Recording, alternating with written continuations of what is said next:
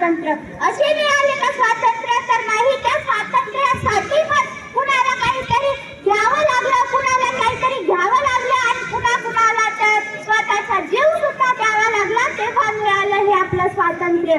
स्वातंत्र्य या शब्दाचा अर्थ तेच व्यक्ती समजू शकतील ज्यांनी स्वातंत्र्य, ज्यांनी गुलामगिरी पाहिली असेल, ज्यांनी गुलामगिरीतून वर्ष काढले असतील. अहो 1947 स्वातंत्र्य मिळाले, 1950 ला हा देश प्रजासत्ताक झाला, 1956 ला 2 राज्याची विभागणी होऊन 2 देश तयार झाले. 1962 ला या देशाला युद्धाला सामोरे जावे लागले आणि त्या युद्धातूनही आम्ही मार्ग काढला.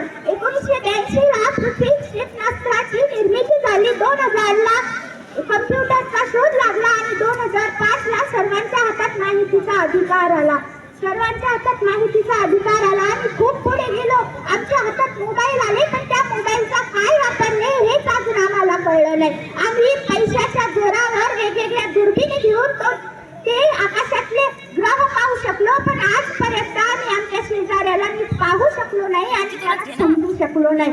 खरं तर भारत एक असा एकमेव देश आहे ज्यामध्ये वेगवेगळ्या जातीचे, वेगवेगळ्या धर्माचे, वेगवेगळ्या पंथाचे, संस्कृतीचे, राहणीमानाचे, रंगाचे, वेशांचे, भूषांचे आणि वेगवेगळ्या कलेचे लोक राहतात. हे सर्वात मोठं आपले भाग्य आहे. भारत असा एकमेव देश आहे की जिथे सगळ्या संस्कृती आपल्याला पाहायला मिळतील, सगळे धर्म पाहायला मिळतील. अरे